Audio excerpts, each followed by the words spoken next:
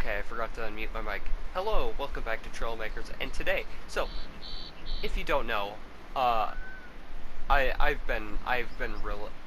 really enjoy, attempting to build Warhammer vehicles in Trailmakers, and, today I modified the Redemptor Dreadnought that I built, wanna, probably, well, I built a long while ago, but I only showed it off, I think like a few months ago. So, yeah, this is the upgraded version of that.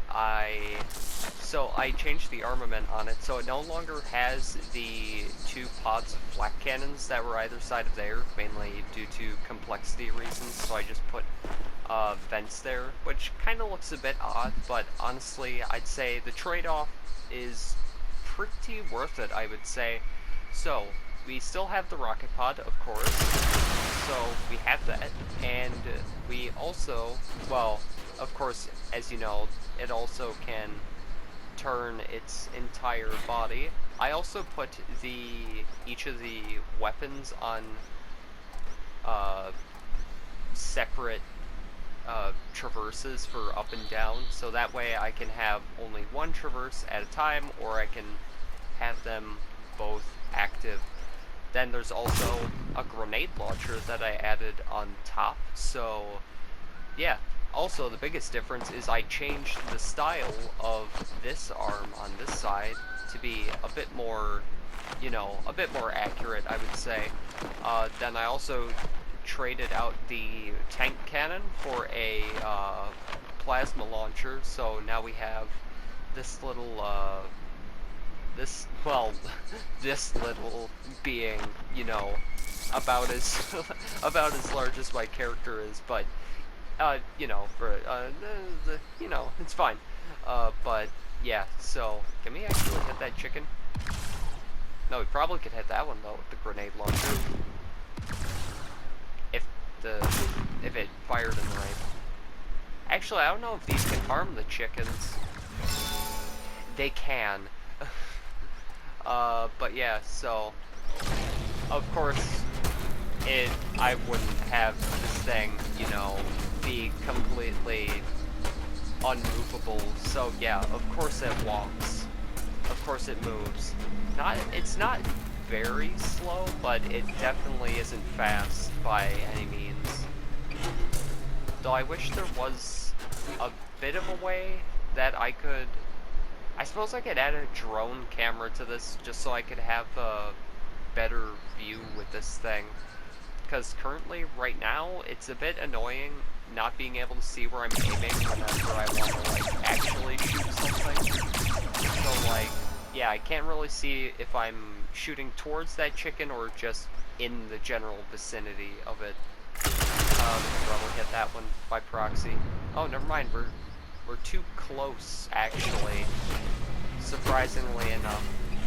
I do maybe want to change the legs on this because, well, I don't know, it feels like it's a bit outdated, and I could probably do with lowering the complexity of this thing a bit more so I can add a few more features.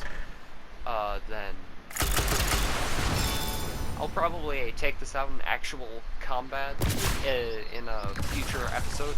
But yeah, that is the upgraded version of this.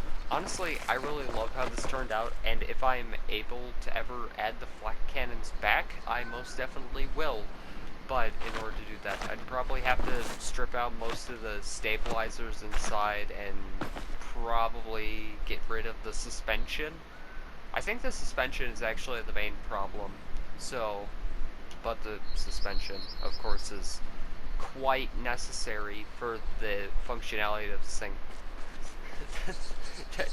Here, Trailmaker's character for scale, which is crazy. Actually, there's one more thing I want to show off.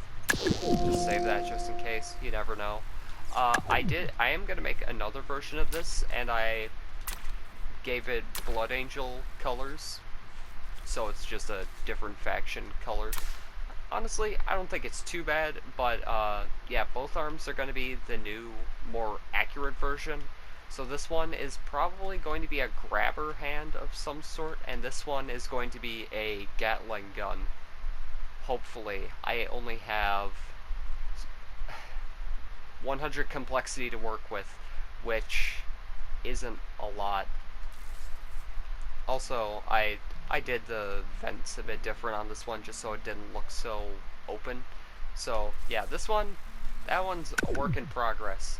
And yeah, so that's gonna take a while. Then of course I have the original version with the flak cannons, but I forgot to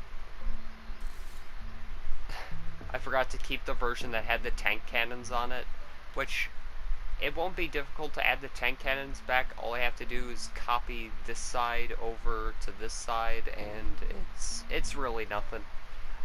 Then also re-add an aiming servo to this, which I'm surprised I was even able to fit an aiming servo on the rocket pod on the newer version, which is kind of crazy. I'm actually not sure how I accomplished that.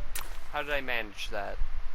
Oh, I just kept the normal joint. Yeah, I could probably... Yeah, I'm probably going to find a workaround for that so I can do it how I did on the side, where it's... Also, using these propeller intakes for detailing is just so nice, and it looks so much better.